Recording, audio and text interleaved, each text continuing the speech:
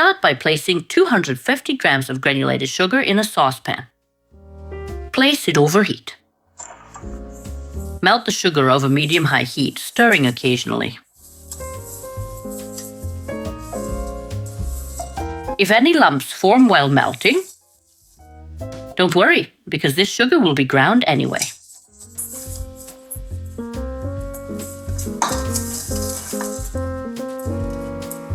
My hob goes from 1 to 9, and I'm doing this all on number 7. I always recommend melting over low heat, because you'll spend a little more time at the stove.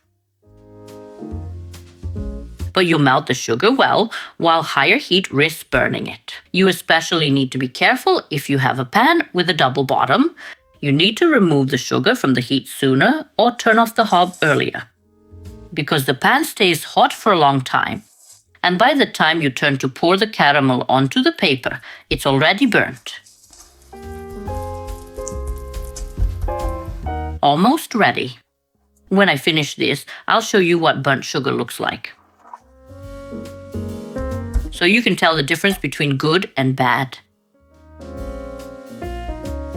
Because before this, I was melting sugar and burnt it. So you can see that it happens to me too. Feel free to break up these lumps a little like this.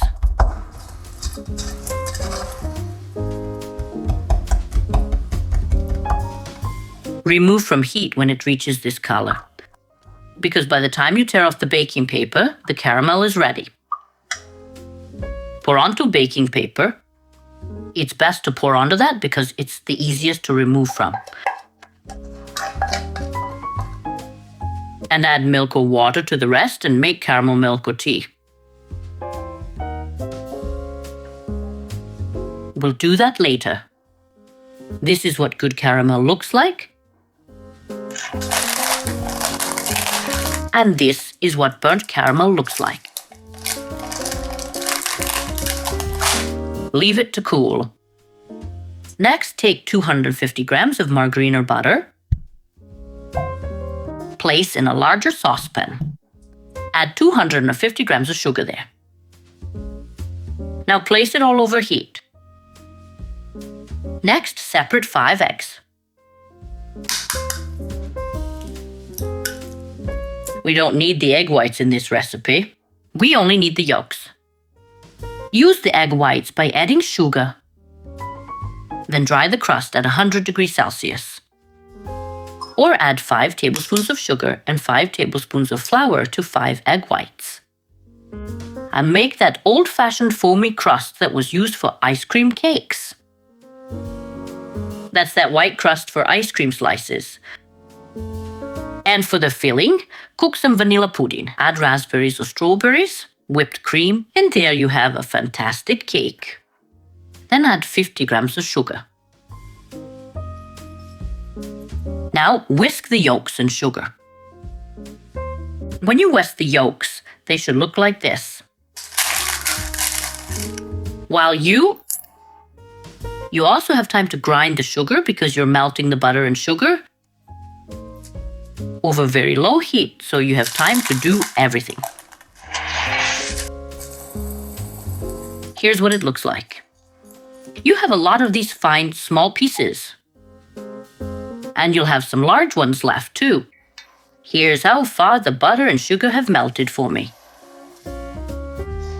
I put it on a very low heat so I could do everything.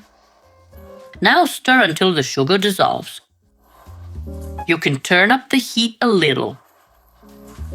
When the butter has melted and everything starts to simmer gently like this, I'll pour in the previously whisked yolks.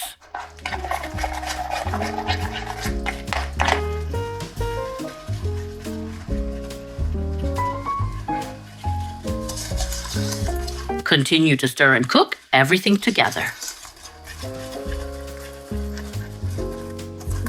After about 2 to 3 minutes of cooking, everything is ready. Remove from heat. When removed from the heat, add 300 grams of ground walnuts.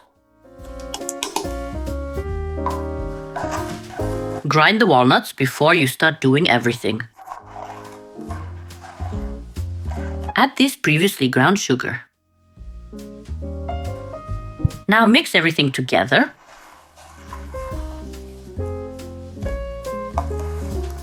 This is what the whole mixture should look like. When you mix it well, take a board and put baking paper on it. Then put a wafer sheet over it. Put all this filling on the wafer sheet. Now spread it evenly everywhere.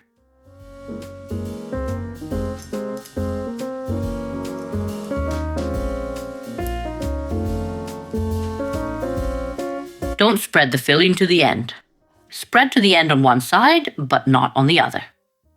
Pull as much as you need to get the thickness you want. For a thicker one, have the recipe. If you want a normal cake height for some slices. Then cut off about 6 or 7 or 8 centimeters to the end.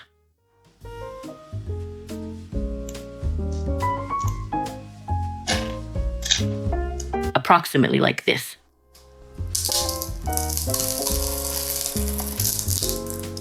If you want a thinner cake, you can spread it on the whole wafer sheet.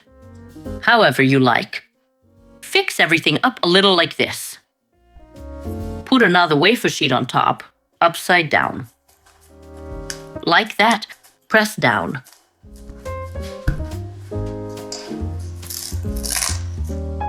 Level it if necessary. Usually not. Don't worry, you don't have to spread this filling quickly because it doesn't set like brittle. Put some weight on top. I usually put a board like this because it's nice and flat. Or you can put a tray. And a kilogram of flour, sugar, whatever on top. Leave it to cool. There. The wafer sheet has set. I melted 100 grams of dark chocolate with 3 tablespoons of oil. I waited a little for it to cool. Now I'll pour it over the wafer sheet. Don't pour it on hot. Pour it on when it has cooled.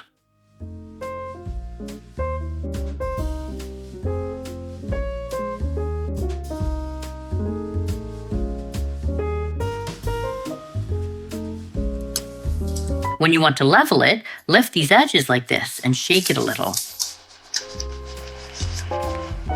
And there it is. I'll leave it to set now.